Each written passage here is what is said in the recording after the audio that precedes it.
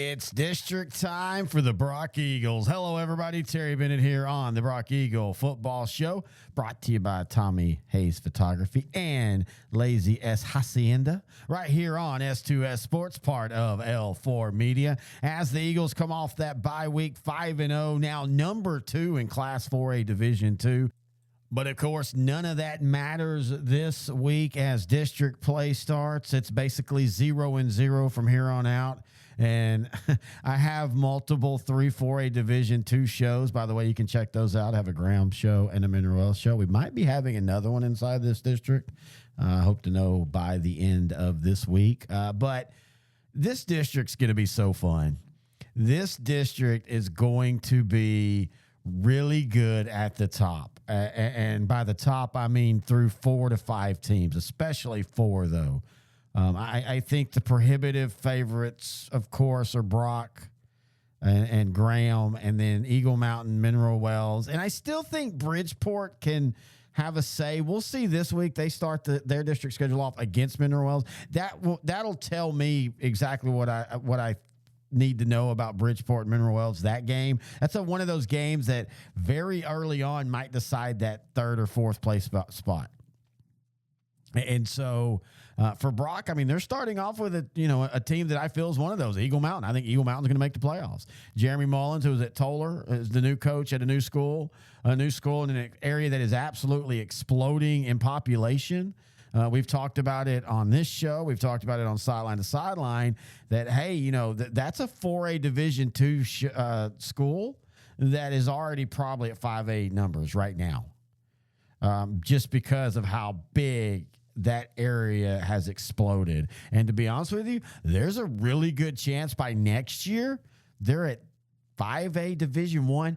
Dare I say even 6A numbers? I'm serious. That is how big that Saginaw area and that part of Saginaw is exploding. And we'll talk a little bit about that. Right now, recruiting has become a real big hot topic with the charter schools and one of the basketball schools getting a new coach, and then like 7 players from across the DFW immediately transferred there. And so that's become a big thing. But I will contend recruiting doesn't happen as much as people think in the way that they think.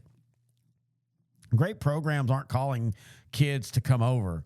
Great programs are great programs, and then when parents are wanting to move, coming into the DFW area or making moves inside DFW from one area to another, they're going to pick the areas that have the best facilities, the best football, a chance to start. And Eagle Mountain has all that. As Coach will talk about, their facilities are bar none amazing, not just for 4A, but for 5A and 6A. The area is growing, is exploding. It's a fun area to be in. And then you've got a sports program that's not only football, but for this show specifically football, that's up and growing and ready to explode, and a great coach in Coach Mullins. And so that's why Eagle Mountain's exploding. And so I think what you're seeing now with the Eagle or the Knights, you're starting to see that growth, but especially as the season rolls along, but especially more next year, I think they're going to explode. We want to thank our sponsors, Tommy Hayes Photography. You can find him online at TommyHayesPhotography.com or Tommy_Hayes_Photography on Instagram. And we want to thank Lazy S Hacienda. You can find them online at LazySHacienda.com. We've talked a lot about them. This is one of those weeks where I just kind of give a quick shout out. I don't want to tired head everybody with advertising. By the way, we could still use some sponsors, though, for the Brock Show, especially with the playoffs coming up. We still got at least 7, 8, 9 more weeks of shows to do. So please reach out to us, Terry at S2SSport.com. But what I like about Lazy S is they're not only a beautiful place. And if you were there for the Western Night Brock charity, the fundraiser, I should say. I said charity last week. I didn't mean that. I mean fundraiser for the Brock Athletics program. You know how beautiful this place is. It is just wonderful. And it's so great in that you can have a wedding there. You can have a corporate retreat there. You can have Super Bowl parties there, a birthday party.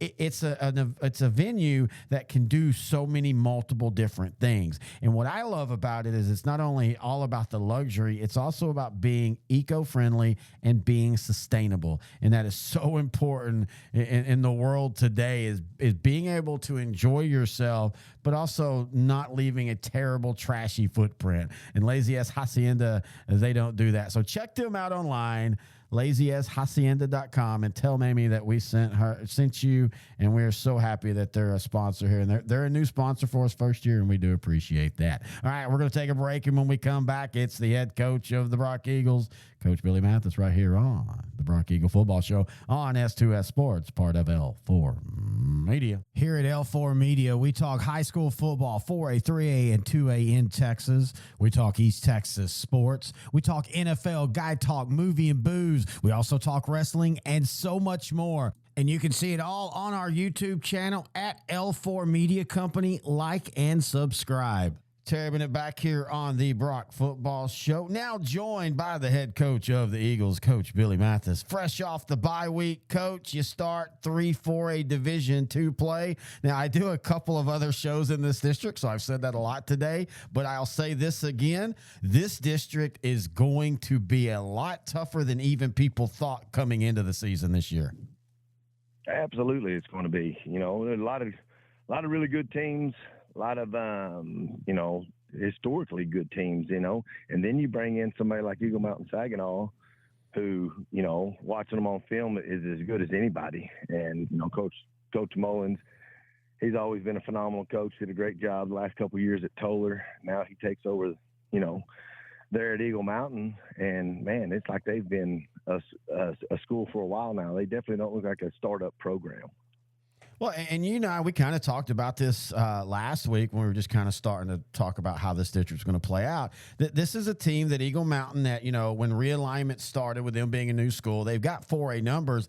But to be fair, they're probably already in 5A numbers right now with how much that area is just exploding. It's absolutely exploded. Our JV went and played Saginaw last week, had to go pick up a game, and I don't get over there too often, but I was amazed. I mean, everywhere you look, not only houses are going up, but gigantic warehouses. I mean, it's jam-packed over there.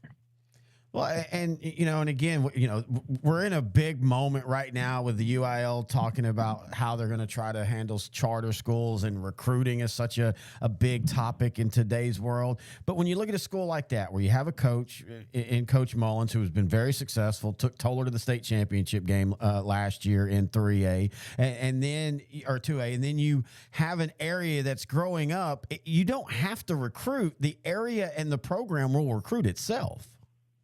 100% it will. People want to go where their kids have a chance to be a part of a great program. And, not only do they have great coaches, but go look at their facilities. I mean, top notch. They're beautiful. I mean, it looks like a college over there. They not only have their game field, but right behind it, they've got another practice turf field, the state-of-the-art weight room. I mean, the field house, the training facilities, and then just the high school. It's beautiful, man. It is. It's absolutely amazing. And, people want to go where they've got nice stuff, and, they've got it going on over there. On film, what do you see that the Knights do that concerns you? I think what they do well is they spread the ball out. They've got a really talented backfield. Their running back, he is lightning fast, and they do a good job of spreading you out. And if you're going to pack the box and stop the run, they're going to throw the passes out wide. So, the cat and mouse games they do, very, very simple. But, a lot of teams do. But they got a tailback back there. It's talented. They're young, but they're very disciplined, very under control. Does a great job, very accurate, has a good arm, and they've got the receivers outside that can stretch the field. So, offensively, they're balanced, but the run game is really good. Pass game is close to as good as the run game. And defensively, they're going to line up and they're going to bring some zone blitzes at you and play a lot of base defense, because I know, their defense coordinator over there, Weston Bond, he's a great coach. He and I actually worked together for a year back in Weatherford. But, what he does over there with their four-man front is as good as anybody's, because they play sound football. And, I'm not trying to get out there and be, do some sort of stuff that doesn't make any sense. They've got somebody for the dive. They got somebody for the pool. No matter where they're at, they play good, sound football. So it'll be a tough game. We got to do a good job of controlling and winning the line of scrimmage and, taking chances and, getting some opportunities, and not missing out on any. I'll tell you what I've seen is their two linebackers are just really, really good. They're young, but they both played in 6A schools last year and both had some really good stats and just impressed with. I've been impressed with their whole defense, as young as it is. As you said, they're not making what you would call a young defense mistakes. They all seem to know their role. They do. They run to the ball well.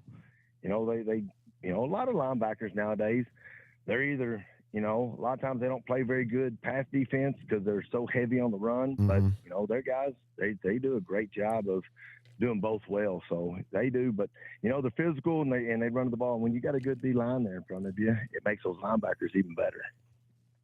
So you and I were talking before we started recording today. We were just talking about your sub varsities in your 8th grade, and I don't know all the 8th grade districts in the state, but the district that your 8th grade team is in, I would go ahead and put it on paper as maybe the toughest 8th grade district in the last 20 years. Tell us a little bit about that. Yeah, so going up to 4A, most 4A, 5A, and 6A programs, they don't play the same schools that your varsity teams play week in and week out. So we had to get together and, we pulled together a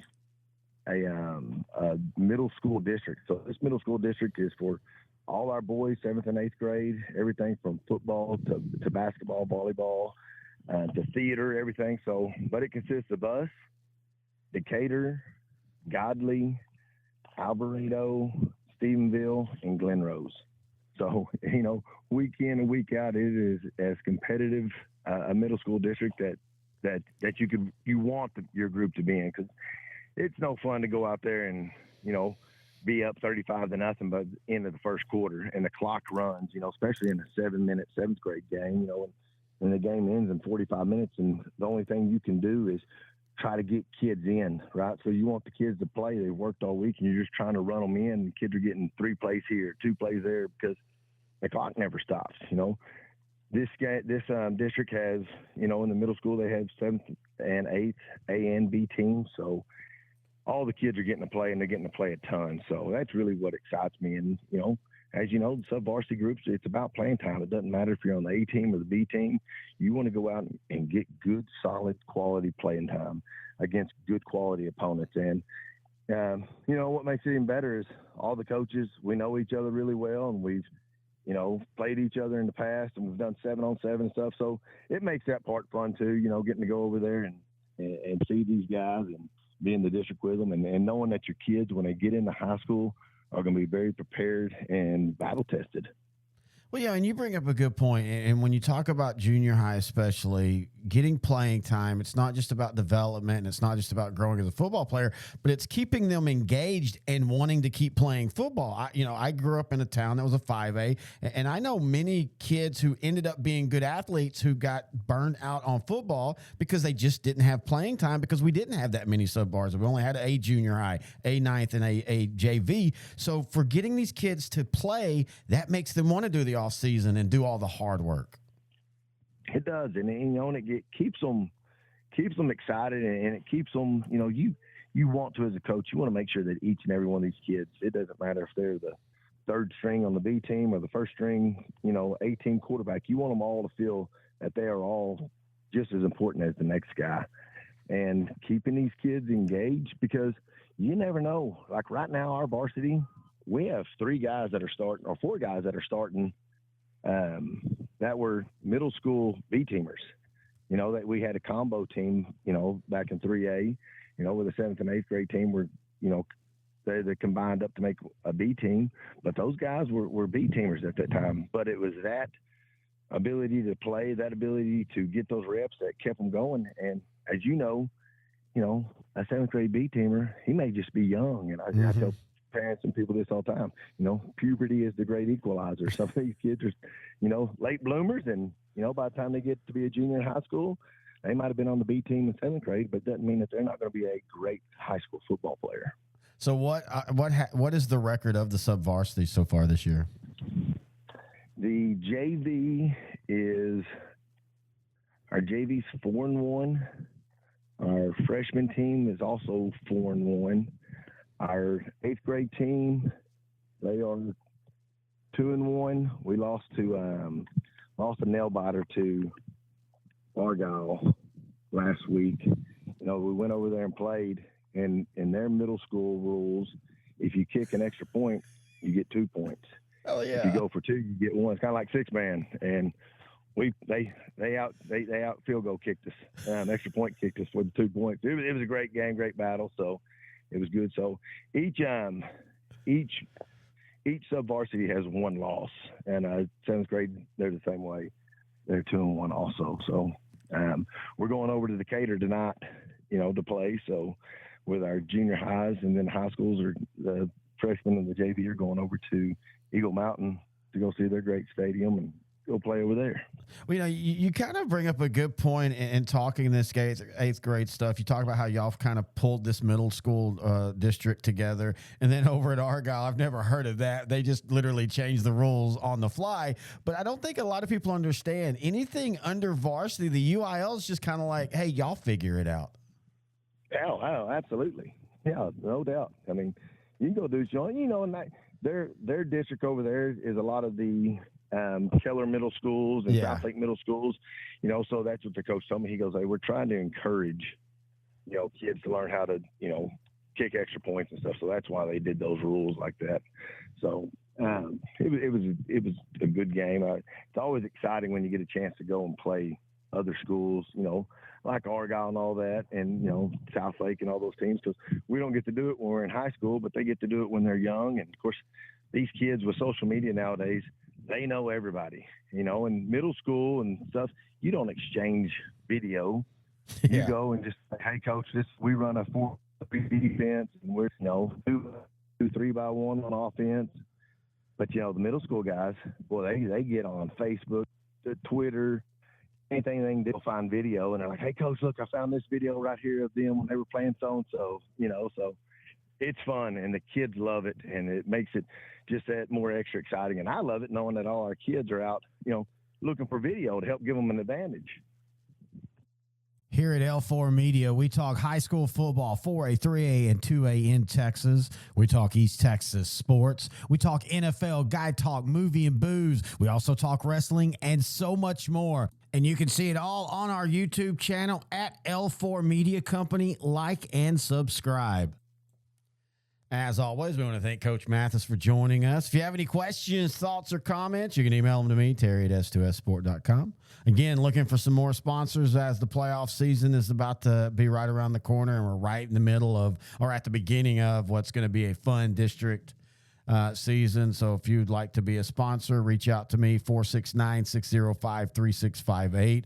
You can text or call, or you can email me again, Terry at S2Ssport.com. It's going to be a fun one this week, just to kind of see where Eagle Mountain is. They come out of the gate taking on one of the big dogs of district, and for Brock to see where they're at after the schedule that Brock has played. And I know this is cliche, and I've said this so many times today, but it's true. We're all 0-0 now in district. It all starts over. And even the Burke Burnett's, who are 1-4, their coaching staff is telling them, hey, you pull off the upset this week against Graham, and that 1-4 season doesn't matter anymore. And it's the same thing for Eagle Mountain. I think it rings more true for Eagle Mountain. Like, hey, we went through some lumps here early against a pretty solid schedule. We're 2-3. But they lose 2 games early to Jacksboro and Grandview, then win 2 in a row against a really good 3A Paradise, and then a decent Ferris. And then last week get beat by Benbrook, but a close game. And look, Benbrook's really good this year.